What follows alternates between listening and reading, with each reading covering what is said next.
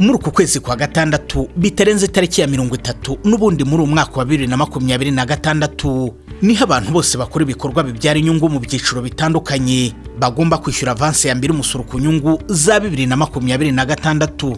Iyi avance ya mbere umusoro ku nyungu isobanuye ko ari byacurujwe mu kwezi kwa mbere, ukwezi kwa kabiri n'ukwezi kwa gatatu muri uwo mwaka.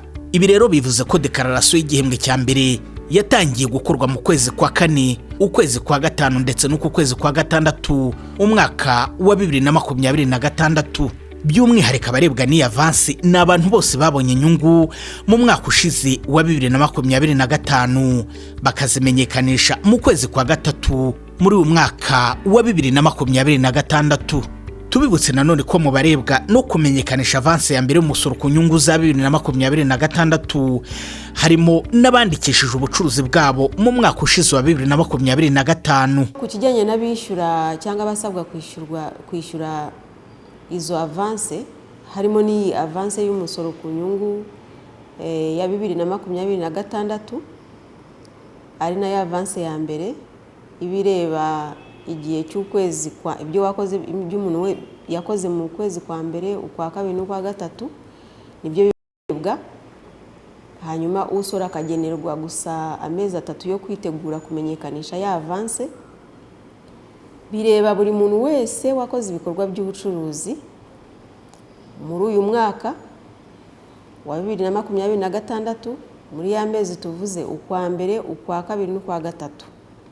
Akaba mu by'ukuri yaragize ibikorwa bibyara inyungu, akaba yaragize amafaranga yakira, akaba agomba kuyatangaho umusoro.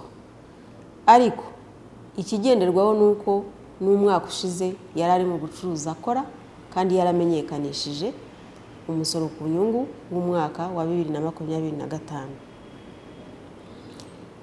Ibyo rero ntibireba abasora bato gusa cyangwa banini cyangwa baringaniye, bireba abasora bose bamenyekanishije umusoro wa 2025 kandi bagize inyungu kandi bafite umusoro baduhaye.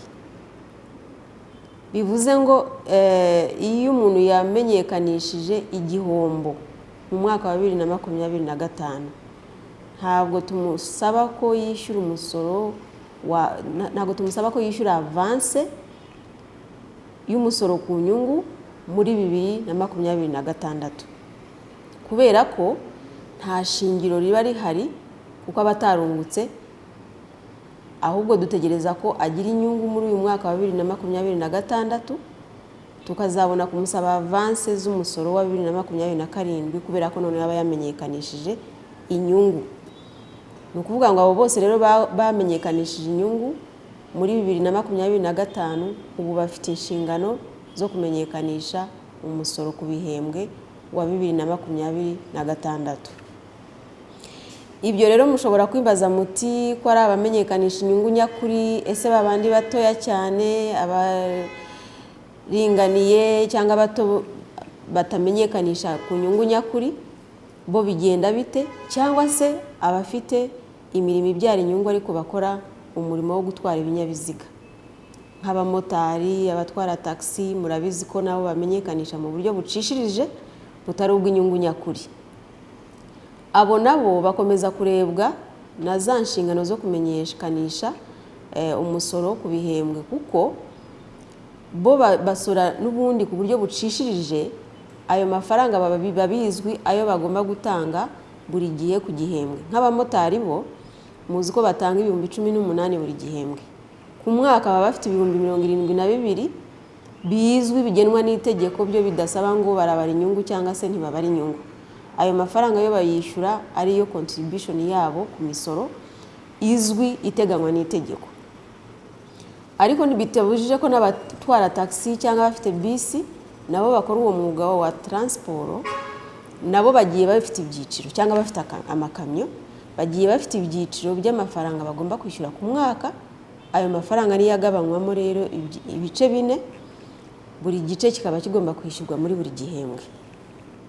Hanyuma babandi batoya cyangwa batoya cyane bamenyekanisha mu buryo bucishirije, nabo bafite ibyiciro by'igicuruzo bitewe n'igicuruzo afite. Abari mu cyiciro hanyuma akagira n'umubare w'amafaranga agomba kwishyura ku mwaka, bityo tukamenya n'ay'igihembwe ngo arangana gute. Bivuze rero ko muri rusange abantu bose mu byiciro barimo bapfa kuba barakoze ibikorwa by'ubucuruzi umwaka ushize, bakamenyekanisha inyungu, bakagira n'umusoro bishyura. Kuri uyu mwaka rero wa 2026 bagenda bishyura avance kugeza kuri avance ya gatatu, bakazabona kwishyura umusoro usoza umwaka.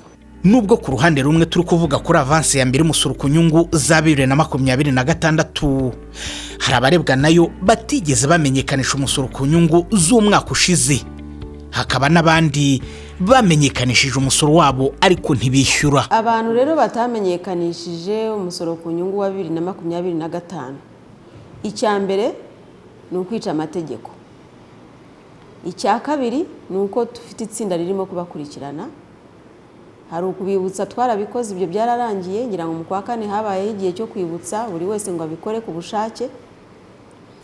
Icya gatatu ni uko hajyaho ibihano, kubera ko n'ubundi abafite inshingano. Muzi ko igicuruzo cya buri wese ubu noneho turakibona, na byinshi yagiye arangura hirya no hino tuba tubibona muri systeme. Ni ukuvuga ko ubu ngubu icyaba cyiza ni uko bamenyekanisha 2025, bakamenyekanisha umusoro w'icyo gihe urebana n'inyungu babonye, hanyuma bagahita banamenyekanisha igihembwe cya mbere cy'uyu mwaka wa 2025, kugira ngo birinde nanone ibyo bihano by'uruhererekane bigerekeranye, kubera ko urumva hari inshingano ebyiri umuntu aba atujuje. Bigeze n'iki gihe rero mu kwa gatandatu karinda kurangira atamenyekanishije igihembwe cya mbere, ndumva yaba arimo uwo mucuruzi cyangwa uwo muntu wese ukora ibikorwa by'ubucuruzi mu by'ukuri yaba arimo kwica amategeko nkana, kubera ko ubukangurambaga bwo buba bwarakozwe. Bityo rero barasabwa kwishyura umusoro wa 2025, barangiza bagahita banubahiriza igihe cyo kwishyura iyi avance y'umusoro ku nyungu ya mbere ya 2026 ku itariki ntarengwa ya 30 z'ukwa gatandatu, kugira ngo nanone birinde ko hazamwe ibindi bihano bigereka kuri bya bindi by'uko atamenyekanishije 2025.